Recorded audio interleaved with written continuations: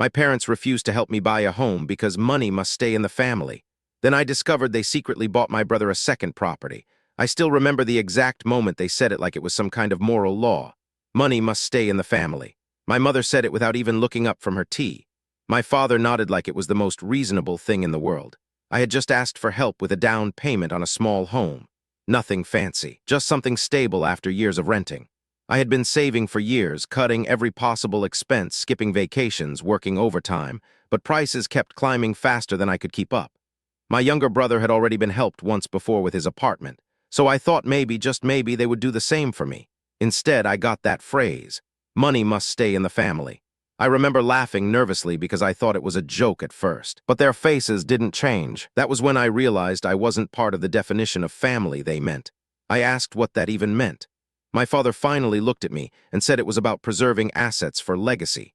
My mother added that I needed to build on my own like they did. The irony hit me hard because they had helped my brother with his first property, but I let it go because arguing never changed anything in my house. I moved back to my small rented apartment that night with a sinking feeling.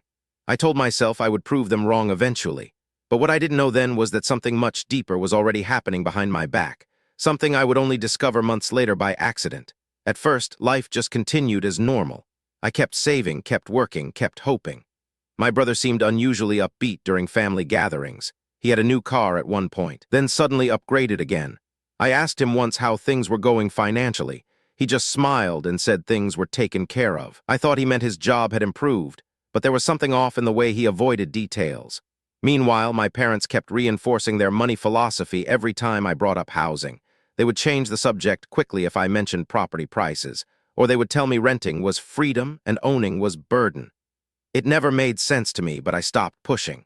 Then one evening, everything shifted from suspicion to confusion. I was helping my aunt clean up after a family gathering. She casually mentioned my brother's new place while organizing plates. I froze and asked what she meant.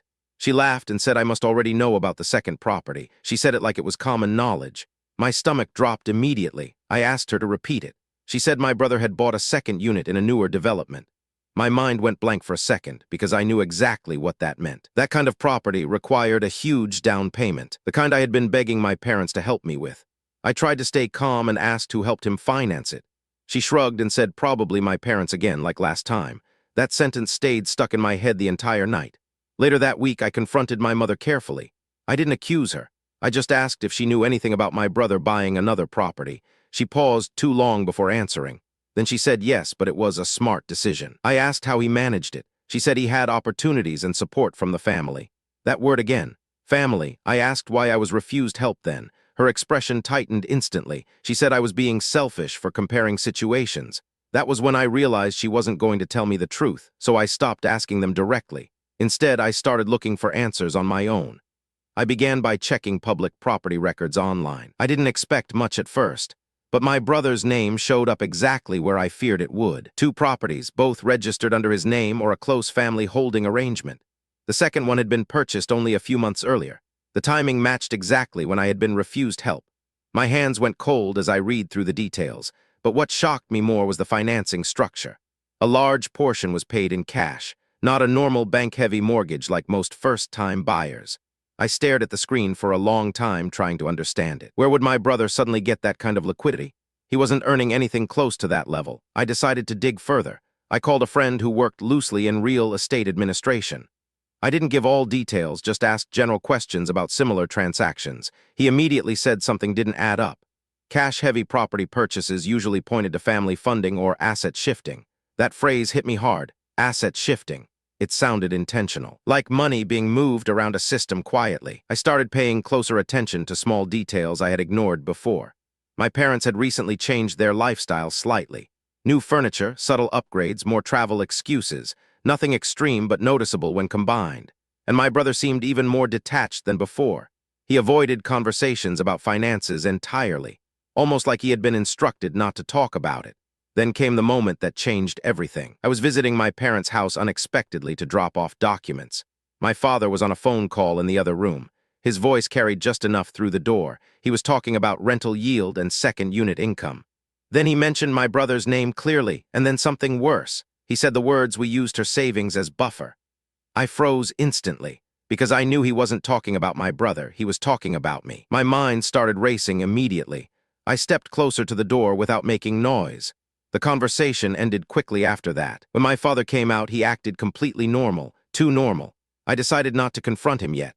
Instead, I went straight to my old bank records that night. I checked every transfer I had made to family accounts over the years. There were several family support contributions I had almost forgotten about, small amounts at first, then larger ones during emergencies. They had always framed it as temporary help for household stability. But the total amount surprised me. It was significant, more than I expected I had ever given. Then I noticed something even stranger. Around the time my brother's second property was purchased, there was a large withdrawal pattern from a shared family-linked account. One I had been told was for emergency family needs, but I had never been shown full details of it. I started asking questions again, this time more directly. My father finally snapped at me. He said I was obsessed with money and destroying trust. My mother added that I should be grateful I was even included in family matters at all. That sentence hurt more than I expected, because it confirmed something I didn't want to believe. I wasn't just excluded emotionally. I was excluded financially in a structured way. That night, I reached out to my cousin who works in accounting. I told him everything without holding back. He went quiet for a long time after listening. Then he asked me one question. Did I ever sign anything related to a family fund or pooled investment? That question made my stomach drop again, because I remembered something vague from years ago. A document my parents insisted was just for tax convenience. I had signed it without reading properly. He told me to send him whatever copies I had. 2 days later, he called me back sounding different. He said the structure was not just informal family pooling. It was a loosely managed family investment fund, and my contributions were legally absorbed into it. He paused before continuing. He said the fund's largest recent allocation matched the down payment on my brother's second property. Everything went silent in my head, because now the pattern was undeniable. My refusal for help wasn't about lack of money, it was about direction of money. I confronted my brother next. I asked him directly how he paid for the second property. At first, he tried to joke it off. Then he got defensive. Then he finally said something I didn't expect. He said I should understand how family investment strategy works. That phrase came directly from my father's vocabulary. I realized he wasn't acting independently. He was repeating what he had been told. I pressed him further, and that's when he finally broke character for a moment. He said he didn't even choose the property. He said it was assigned. That word chilled me more than anything else. Assigned. Like a role. Like a placement in a system I was never fully told about. I left his place shaking. Everything I believed about fairness in my family collapsed at once. I went back through every memory with new meaning, every refusal, every lecture about discipline, every money must stay in the family speech.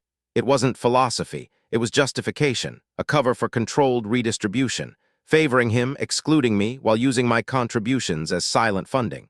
The final piece came when I obtained a partial statement from the fund account through my cousin. My name appeared as a contributor, not a beneficiary, just input, no output. I sat there staring at it for a long time, feeling less like a daughter and more like an invisible investor in someone else's life. When I finally confronted my parents with everything, there was no denial, only silence. My father eventually said they were securing stability for the son who would carry the name forward. My mother added that I was independent enough already. That was their final justification. Not fairness, not need, just roles they had assigned years ago.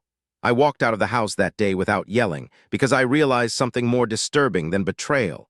This wasn't a sudden decision. It was a long-term system I had been quietly funding my entire adult life. And my refusal for help wasn't rejection. It was redirection.